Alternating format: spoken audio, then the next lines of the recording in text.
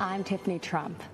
Since speaking at the Republican convention 4 years ago, so much has changed for the world, for our country, and for my family.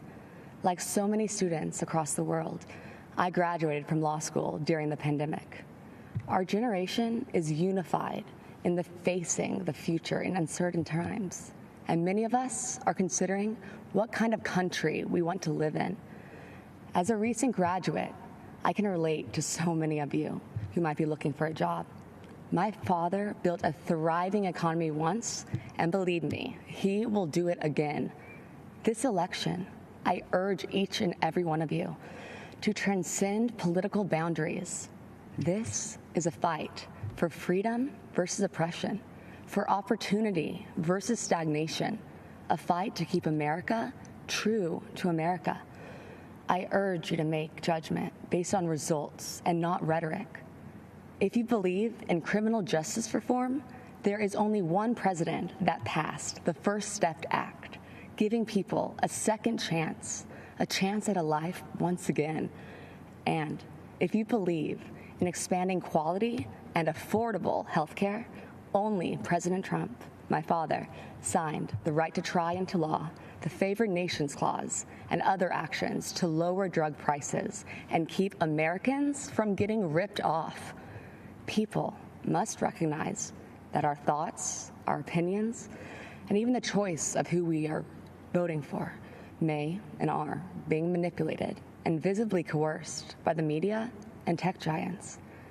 If you tune into the media, you get one biased opinion or another, and what you share, if it does not fit into the narrative that they seek to promote, then it is either ignored or deemed a lie, regardless of the truth.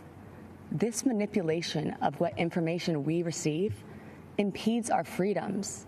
Rather than allowing Americans the right to form our own beliefs, this misinformation system keeps people mentally enslaved to the ideas they deem correct. This has fostered unnecessary fear and divisiveness amongst us. Why are so many in media and technology and even in our own government so invested in promoting a biased and fabricated view? Ask yourselves, why are we prevented from seeing certain information? Why is one viewpoint promoted while others are hidden? The answer is control, because division and controversy breed profit. But what are the consequences when only one side of the story gets out, or when only one viewpoint is acceptable? For our education system, it meant sacrificing civil debate by creating an atmosphere where students with contrary opinions are too afraid to speak. Many students find themselves suppressing their beliefs to fit into what the acceptable groupthink is. In short, our nation suffers by inhibiting our diversity of thought and inclusion of ideas. Working together outside of our political comfort zones will accomplish so much more.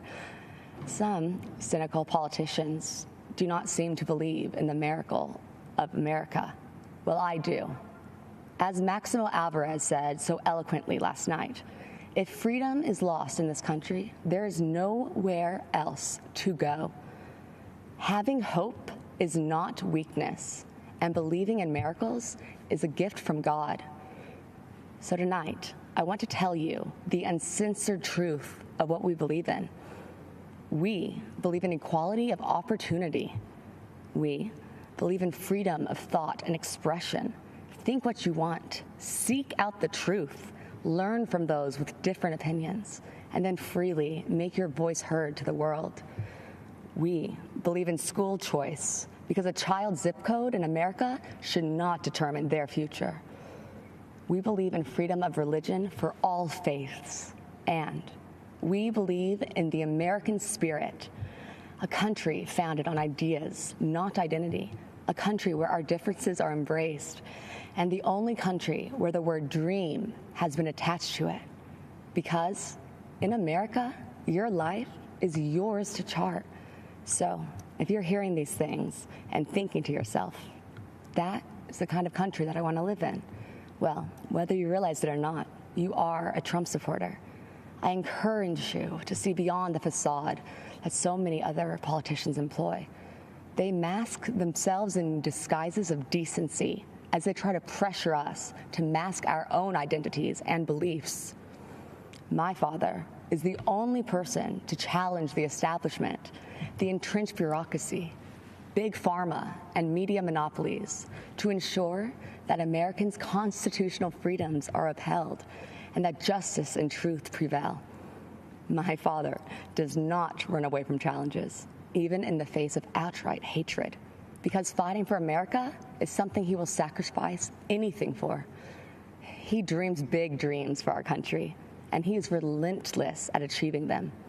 You see, Make America Great Again is not a slogan for my father. It is what drives him to keep his promise of doing what is right for American citizens.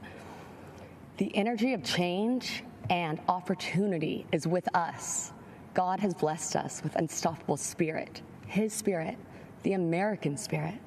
My dad has proven to be driven by that spirit.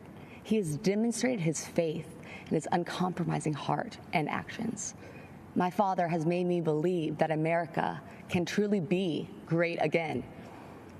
If you care about living your life without restraints, about rebelling against those who would suppress your voice and building your American dream, then the choice in this election is clear. A vote for my father, Donald J. Trump, is a vote to uphold our American ideals. Be true to yourself and stay true to the dream of America.